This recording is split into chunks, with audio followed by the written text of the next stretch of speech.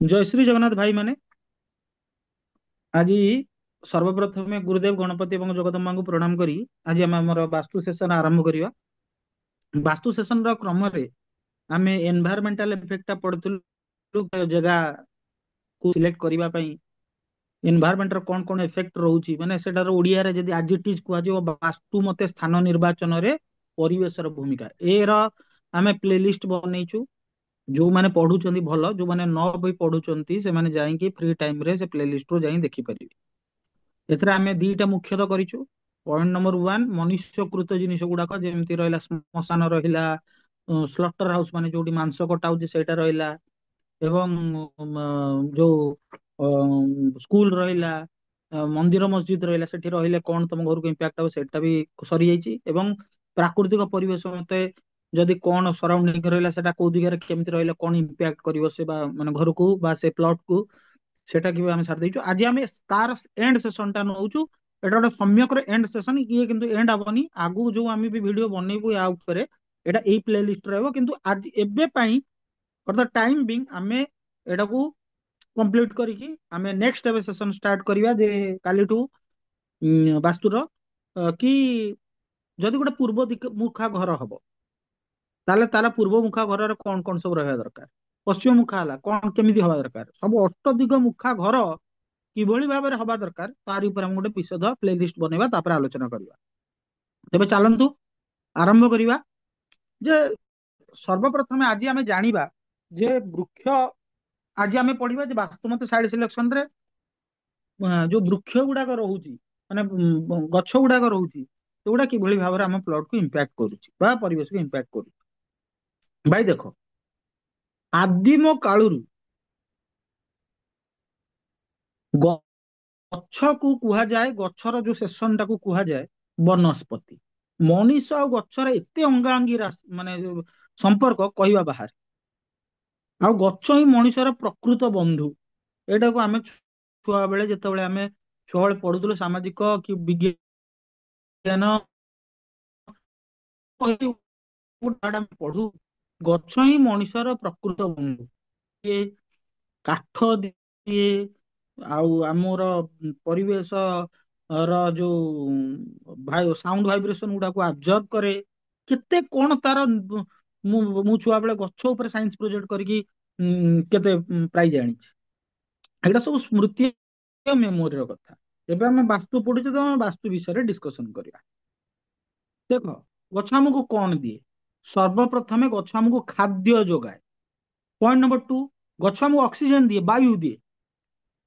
ଯେତେବେଳେ ଏଇ ଇଟା ପଥର ବିଷୟରେ କନଷ୍ଟ୍ରକ୍ସନ ଏତେ ଆଗଉ ନଥିଲା ସେତେବେଳେ ଆମେ ଗଛ ସାହାଯ୍ୟରେ ହିଁ ଘର ବନଉଥିଲୁ।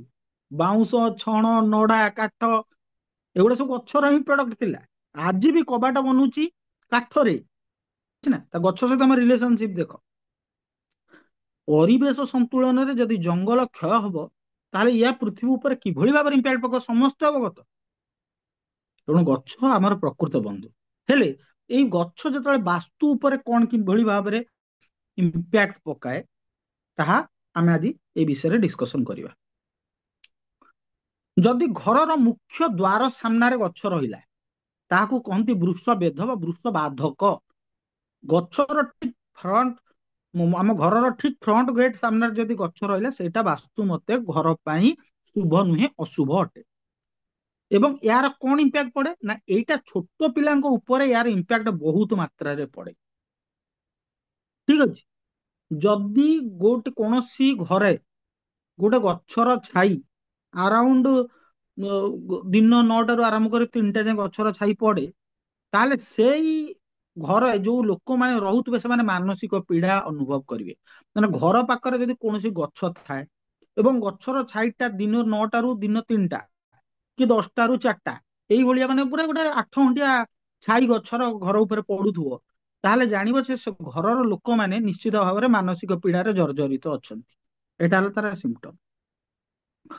ଯଦି ଗଛ ପୂର୍ବ ଏବଂ ଉତ୍ତର ଦିଗରେ ଅଛି ଘରର ପୂର୍ବ ଯେକୌଣସି ବି ଗଛ ପୂର୍ବ ଏବଂ ଉତ୍ତର ଦିଗରେ ଅଛି ବଡ ଗଛ କଥା କହୁଛି ଆଉ ତମେ କହିବ ତୁଳସୀ ଗଛଟା ସେଟା କଣ ଗଛ ନୁହଁ ଆରେ ଭାଇ ସେଟା ପୂଜା ଗଛ। ବଡ ଗଛ ମାନେ ଯୋଉଟା କି ଘର ଉପରେ ତାର ହାଇଟ ଇମ୍ପାକ୍ଟ କରିବ ଯଦି ପୂର୍ବ ଆଉ ଉତ୍ତର ଦିଗରେ ଗଛ ଥାଏ ତାହେଲେ ସେଟା ଘର ଉପରେ ବାସ୍ତୁ ଅନୁଯାୟୀ ପ୍ରତିକୂଳ ପ୍ରଭାବ ପକେଇବ। କିନ୍ତୁ ଠିକ ସେଇଠି ଯଦି ଦକ୍ଷିଣ ଆଉ ପଶ୍ଚିମ ଦିଗରେ ଗଛ ଥାଏ ତାହେଲେ ଏଟା ବାସ୍ତୁ ମତେ ଶୁଭ। ପୁଣି ଡିପେଣ୍ଡ କରୁଛି କି ଘରର ମୁହଁ କୋଉଆଡେ ଅଛି, ସେଇଟା ବି ଗୋଟେ ଇମ୍ପାକ୍ଟ। ହେଲେ ମୁଁ ତା ଭିତରୁ ଯିବିନି, ହେଲେ ସେସନ ଟା ବଢି ବଢି ଲମ୍ବି ଲମ୍ବି ଯିବ। ଖାଲି ମୁଁ ଗୋଟେ ବେସିକ ଆଇଡିଆ ଦଉଛି, କାରଣ ୟାର ଇଏ ଗୁଡା ହଉଛି ପ୍ରିଲିମିନାରୀ ଜିନିଷ। ଏଇ ଜିନିଷ ଗୁଡାକୁ ଆମେ ଯଦି ମୁଣ୍ଡରେ ରଖିବା, ଯେତେବେଳେ ଆମେ ସେଇ ଗଛକୁ ରିସର୍ଚ୍ଚ କରି କରି ଯିବା, ରିସର୍ଚ୍ଚ ଓରିଏଣ୍ଟେଡ ପଢାଟା ଷ୍ଟାର୍ଟ କରିବା, ସେତେବେଳେ ଆମେ ଏକ୍ଜାକ୍ଟଲି କହିବା ଯେ କୋଉ ଗଛ କୋଉଠି ରହିଲେ, କୋଉ ମୁଖା ଘରର କୋଉ ଡିରେକ୍ସନର କୋଉ ଜୋନ୍ ରହିଲେ କି ଇମ୍ପାକ୍ଟ ଦବ, ସେତେବେଳେ ସେଟା ଆଲୋଚନା କରିବା। କିନ୍ତୁ ବର୍ତ୍ତମାନ ପାଇଁ ଗୋଟେ ସମ୍ୟକ ଜ୍ଞାନ ନିଅ, ମାନେ ସମ୍ୟକ ଧାରଣା ନିଅ ଯେ ଏଇଟା ଏମିତି ରହିଲେ ଏଇଟା ଶୁଭ କି ଅଶୁଭ। ତାପରେ ଯଦି ପଶ୍ଚିମ ଦକ୍ଷିଣ ମୁହାଁ ଘର ହେଇଥିବ, ଯଦି ପୂର୍ବ ଉତ୍ତର ମୁଖା ଘର ହେଇଥିବ, ଯଦି ଗଛ ସାମ୍ନାରେ ରହିଲା ଖରାପ। ଯଦି ପଶ୍ଚିମ ଆଉ ଦକ୍ଷିଣ ମୁଖା ଘର ହେଇଥିବ, ଘର ସାମ୍ନାରେ ଗଛ ରହିଲେ ଭଲ। ଏଇଟା ହେଲା ତାର ଇମ୍ପାକ୍ଟ। ଏଇ ଦିଟା ଜିନିଷ ମୁଣ୍ଡରେ ବସେଇଦେବେ। ଯଦି ବହୁତ ଫଳ ଫଳ ବାହାରେ, ଯେମିତି ହେଲା ଅମୃତଭଣ୍ଡା ହେଲା ହେଲା ଆଉ କଣ, ମାନେ କ୍ଷୀର କୋଉ କୋଉ ଗଛରୁ, କନିଆରି ହେଲା, ଏଟା ଯଦି ଗଛ ଘର ପାଖାପାଖି ଅଛି ଯୋଉଥିରୁ କ୍ଷୀର ବାହାରେ, ତାହେଲେ ସିଏ ବି ଅଶୁଭ। ଏଇଟା କଣ କରେ ନା ଘରକୁ ଡିଗ୍ରେଡ କରେ, ଅବକ୍ଷୟ କରାଏ ଘରର। କଣ୍ଟା ଜାତୀୟ ଗଛ ବି ଘର ପାଖରେ ରହିଲେ ଅଶୁଭ, ଏଟା ଶତ୍ରୁ ଭୟ ବୃଦ୍ଧି କରିବାର କାରଣ। ସେଠୁ ଲୋକ କହିବେ କଣ ବେଲ ଗଛଟା ରହିଲେ ଖରାପ। ମୁଁ ସେ ଦ୍ୱନ୍ଦ ଭିତରକୁ ଯାଉନି। ସବୁ ଜିନିଷ ହେଇପାରିବ, ସବୁ ଜିନିଷର ପୁଣି ଏକ୍ସେପସନ ବି ଅଛି। ତେଣୁ ଛାଡିକି ଯିବାନି, ଆମେ ଖାଲି ଗୋଟେ ଓଭରଭ୍ୟୁ ନୁହଁ, କଣ୍ଟା ଜାତୀୟ ଗଛ ବି ଯଦି ରହିବ ସେ ବି ଖରାପ। ତାହେଲେ କୋଉ କୋଉ ଗଛ ଘର ପାଖରେ ରହିଲେ ସେଇଟା ଶୁଭ? ନା ପଣସ, ପିଜୁଳି, ମଲ୍ଲି, ନଡ଼ିଆ, ଅଶୋକ, ଅର୍ଜୁନ, ବଉଳ, ଅଁଳା, କରମଙ୍ଗା, ଏଇଭଳିଆ ସବୁ ଗଛ ଯଦି ରହିବ ତାହେଲେ ଭଲ। ତାହେଲେ କୋଉ କୋଉ ଗଛ ଘର ପାଖରେ ରହିଲେ ଖରାପ? ନା ନିମ୍ବ, ଗୁଆ ଗଛ, ଅଶ୍ୱତ୍ଥ ଗଛ, ଅଗସ୍ତି ଗଛ, ନିର୍ଗୁଣ୍ଡି ଗଛ, ତେନ୍ତୁଳି ଗଛ, ଲେମ୍ବୁ ଗଛ, ବେଲ ଗଛ, ଏଟା ଅଶୁଭ। ମାନେ ଯେହେତୁ ତାର ବାସ୍ତୁ ମତ ଏଇଟା କୁହାଯାଉଛି। କିନ୍ତୁ ମେ ବି ଏଟା ସ୍ଥାନ କାଳ ପାତ୍ରରେ ଏ ଜିନିଷ ଗୁଡା ଚେଞ୍ଜ ହେଇପାରେ। ଏଟା ଦେଖିକି ଜୋନ ଦେଖିକି କୁହାଯିବ। କିନ୍ତୁ ଏଟା ଗୋଟେ ଜାଣିଥିବ ଗୋଟେ ସମ୍ୟକ ଧାରଣା। ପୁଣି ଠିକ ସେମିତି ଯଦି ଗଛ ଯେମିତି, ଯୋଉଠି ଆଜ୍ଞା ଗଛ ରହିବ ସେଠି ଜୀବଜନ୍ତୁ ତ ରହିବେ। ଆରେ ଯୋଉଠି ଗଛ ରହିବ ସେଠି ଜୀବଜନ୍ତୁ ବି ରହିବେ ନା ଭାଇ। ଗଛରେ କେତେ ପକ୍ଷୀ ରହନ୍ତି। ଗୋଟେ ଗଛ ଯଦି ବଡ ଗଛଟେ, ମୋର ମନେ ଅଛି ଯେତେବେଳେ ରୋଡ ଏକ୍ସପାନସନ ହଉଥିଲା ଆମ ଗାଁ ପାଖରେ, ବହୁତ ଗୁଡେ ଆମ୍ବ ଗଛ ଥିଲା ରୋଡ ସାଇଡରେ। ଏତେ ଆମ୍ବ ଗଛ ଥିଲା ଭାଇ, ରାତିରେ ଯିବା ପାଇଁ ଲୋକ ଡରନ୍ତି। ଅନେକ ଲୋକ କହନ୍ତି ସେଠି ଭୂତ ଭୂତ ରହେ, ହେଇଥିବ ରହୁଥିବ କିଏ ଜାଣିଲା। କିନ୍ତୁ ଯୋଉ ଆମ୍ବ ଗଛ ଗୁଡା କଟା ହେଲା, କମ ସେ କମ ଆପଣ ବିଶ୍ୱାସ କରୁନ ଆଖି ରହିବନି, ମାନେ ଆରାଉଣ୍ଡ 200-300 ଆମ୍ବ ଗଛ ଥିଲା। ମାନେ ପୁରା ଗୋଟେ 4 କିଲୋମିଟର ଏରିଆ ଥିଲା, ରାସ୍ତା ଥିଲା, ସେଥିରେ ପୁରା ଖାଲି ଆମ୍ବ ଗଛ ଦି ସାଇଡରେ ଥିଲା। ବହୁତ ଆମ୍ବ ଗଛ ଥିଲା। ଯେତେବେଳେ କଟା ହେଲା, ଯୋଉ ମାନେ ସେଥିରେ ଯୋଉ ପକ୍ଷୀ ମାନେ ଥିଲେ, ଯୋଉମାନେ ପୁରା ବାସଗୃହ ହୀନ ହେଇଗଲେ, ସେଇଟା ବି ଗୋଟେ ମାନେ ଦୁଃଖଦ ଜିନିଷ। ତ କଣ କରାଯିବ, ମଣିଷର ତ ଯାହା ଦରକାର, ମଣିଷ ତାର ନିଜର ସୁବିଧା ପାଇଁ ତ ସବୁ କରୁଛି, ଏବଂ ତା ଫଳ ବି ଭୋଗୁଛି ପ୍ରାକୃତିକ ବିପର୍ଯ୍ୟୟ ଯୋଗୁଁ। ତେଣୁ ଯୋଉଠି ଗଛ ରହିବ ସେଠି ଜୀବଜନ୍ତୁ ବି ରହିବେ। ଯଦି କୌଣସି ଜାଗା ଉପରେ, କୌଣସି ବାସ୍ତୁ ଜାଗା ଉପରେ ଯୋଉ ପଶୁ ପକ୍ଷୀ ବି ତାର ସାଇଡରେ ରହୁଛନ୍ତି, ତାର ବି ଇମ୍ପାକ୍ଟ ଅଛି। ତେଣୁ ସନାତନ ଧର୍ମରେ କଣ କୁହାଯାଏ ନା ଗାଈକୁ ଘରେ ରଖ। ମାନେ ଦେଖନ୍ତୁ କେତେ ଆମ କଲଚର କେତେ ଷ୍ଟ୍ରଙ୍ଗ ଥିଲା, କି ପଶୁ ପକ୍ଷୀ ମାନେ ବି ଯଦି ଘର ଭିତରେ ରହୁଛନ୍ତି ତାର ଇମ୍ପାକ୍ଟ ଆମ ବାସ୍ତୁ ଉପରେ ପଡୁଛି। ମୋର ଆଜି ବି ମନେ ଅଛି, ଗୋଟେ ଜାଗାକୁ ଆମେ ବାସ୍ତୁ କରିବାକୁ ଯାଇଥିଲୁ, ସେଟା 3 କୁଣିଆ ଜାଗା ଥିଲା। ସେ ଜାଗାକୁ ଦେଖିଲେ ଯେମିତି ହେଲେ ତ ଜଣେ, ମାନେ ଯେକୌଣସି ଛୋଟ ମୋଟ ବାସ୍ତୁବିତ୍ ବି ଦେଖିକି କହିଦବ, ଯଦି ସେ ନ ଜାଣିଥିବ କି ସେ ଜାଗାରେ କଣ ଅଛି, ତାହେଲେ କହିବ ଯେ ଘରୁ ଯେମିତି ହେଲେ ଅକାଳ ମୂର୍ତ୍ତି ହେଇଥିବ। କାରଣ 3 କୁଣିଆ ଜାଗାରେ ଅକାଳ ମୂର୍ତ୍ତି ହବାଟା ଥୟ। କିନ୍ତୁ ଯୋଉଟା ଏକ୍ସଟେଣ୍ଡ ହେଇକି 3 କୁଣିଆ ଜାଗାଟା ହେଇଛି, ସେଠି ଗୁହାଳ ଅଛି, ସେଠି ଗାଈ ମାନେ ରହୁଛନ୍ତି। ଗୋବର, ଗାଈ ମାନଙ୍କର ପରିସ୍ରା, ନଡା କୁଟା ସବୁ ଦିଆଯାଉଛି। ସେ ଘର ପୁରା ଠିକ ଠାକ ଚାଲିଛି, କିଛି ହେଇନି। ତେଣୁ ଏଇଟା ସବୁ ମାନେ କୋରିଲେଟ ଜିନିଷ, ସ୍ଥାନ କାଳ ପାତ୍ର ହିସାବରେ ଏଇଟା ସବୁ ଚେଞ୍ଜ ହବ। କିନ୍ତୁ କୌଣସି ଘର ପାଖରେ ଯଦି ଜଙ୍ଗଲୀ ଜନ୍ତୁ ରହନ୍ତି, ତାହେଲେ ସେଇଟା ବାସ୍ତୁ ଉପରେ ନେଗେଟିଭ ଇମ୍ପାକ୍ଟ ପକେଇବ। ଯଦି କୌଣସି ଘର ପାଖରେ ବାଦୁଡି, ଛଞ୍ଚାଣ, ମାନେ ଯୋଉ ପକ୍ଷୀ ମାନେ ମାଂସାଶୀ ପକ୍ଷୀ, ସେମାନେ ସବୁ ଯଦି ରହୁଛନ୍ତି, ତାହେଲେ ସିଏ ବି ବାସ୍ତୁ ଉପରେ ନେଗେଟିଭ ଇମ୍ପାକ୍ଟ ପକେଇବ, ପ୍ରତିକୂଳ ଇମ୍ପାକ୍ଟ ପକେଇବ। ଯୋଉଠି ଲୋକମାନେ ଘରେ ଠେକୁଆ ରଖନ୍ତି, ତାଙ୍କୁ ଭଲ ଲାଗେ, କିନ୍ତୁ ସେଇଟା ବି ବାସ୍ତୁ ମତେ ଅଶୁଭ, ଘରେ ଠେକୁଆ ରଖିବା କଥା ନୁହଁ।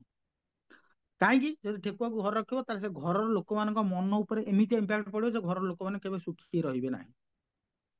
ଯଦି କୌଣସି ଘର ପାଖରେ, କାହା ଘର ପାଖରେ, ଗାଁ ଗହଳିରେ, ଏବେ ତ ଆଉ ସହରରେ ତ ଏତେ କଂକ୍ରିଟ ଜଙ୍ଗଲ ବନିଗଲାଣି, ଯଦି ଗାଁର କୋଉ ଘର ପାଖରେ ବିଲୁଆ ଆଉ ଗଧିଆ, କୋକିଶିଆଳି, ଏଇଭଳିଆ ସବୁ ଲୋକ ରହନ୍ତି, ଏଇଭଳିଆ ଜୀବଜନ୍ତୁ ସବୁ ରହନ୍ତି, ତାହେଲେ ସେ ଘର ଉପରେ ବାସ୍ତୁ ମତେ ଆର୍ଥିକ ସଙ୍କଟ ଆସିବାର ସମ୍ଭାବନା ଥାଏ। ନେଉଳ? ଆଉ ନେଉଳ ତ ଶୁଭର ନେଉଳ ପ୍ରତୀକ। ନେଉଳ ତ ଶୁଭର ପ୍ରତୀକ। ରହିବ ନେଉଳ ନା? ତ ଆଉ ଭାଇ ଶୁଭର ଗୁଣ୍ଡୁଚି? ପ୍ରତୀକ। ଗୁଣ୍ଡୁଚି ଗୋଟେ, ନେଉଳ? ଆରେ ବହୁତ କିଛି ଜିନିଷ ଅଛି, ଆମେ ଗୋଟେ ଓଭରଅଲ ଡିସ୍କସନ କରୁଛେ। ଏ ଗୁଣ୍ଡୁଚି ନେଉଳ କଣ ମାଂସାଶୀ? ନାଇଁ, ନେଉଳ ତ ରହିଲେ ଶୁଭର ଶୁଭ ପ୍ରତୀକ। ରହିଲେ ଶୁଭ ତ ହଁ ଗୁଣ୍ଡୁଚି ବି? ହଁ, ରହିଲେ ସେଗୁଡା ସବୁ କାରଣ ଶୁଭ। ଆମ ଘର ପାଖରେ ଜଣେ ମୁଁ ଦେଖିଛି, ସିଏ ରଖିଛନ୍ତି ତାପରେ ଆଉ ଗୁଣ୍ଡୁଚି ଗୋଟେ ଆଉ ଏଇଠି ନେଉଳ। ଲାଷ୍ଟ କରିକି ସାରିଦବା, ଲାଷ୍ଟ କରି ସାରିଦବା। ଯୋଉଠି ବାସସ୍ଥାନ ରହୁଛି ସେଠି ଯଦି ଉଇ ହୁଙ୍କା ଅଛି, ଉଇ ଲାଗୁଛି ସେ ଜାଗାରେ, ଯୋଉଠି ଉଇ ଟ୍ରିଟମେଣ୍ଟ କରା ହଉନି, କହୁଛ ହଁ ଲାଗୁଛି ତ ଲାଗୁଛି ଝାଡିଦବା, ତାହେଲେ ସେଇଟା କଣ ନା ଗୃହର ଅନ୍ତେବାସୀ ମାନଙ୍କର ଭୟ ଏବଂ ଆଂଜାଇଟିର କାରଣ। ଠିକ ଅଛି। ତେଣୁ ଘରର ଚତୁଃପାର୍ଶ୍ଵ ପରିଷ୍କାର ପରିଚ୍ଛନ୍ନ କରି ରଖ, ଏବଂ ଏହାକୁ ରଖିବା ଦ୍ଵାରା ଏହାର ବାସ୍ତୁ ଉପରେ ପଜିଟିଭ ଇମ୍ପାକ୍ଟ ପଡିବ। ଦେଖନ୍ତୁ, କୌଣସି ଜିନିଷ ପରଫେକ୍ଟ ହେଇପାରିବ ନାହିଁ, କିଛି ନା କିଛି ଗଡବଡ ରହିବ।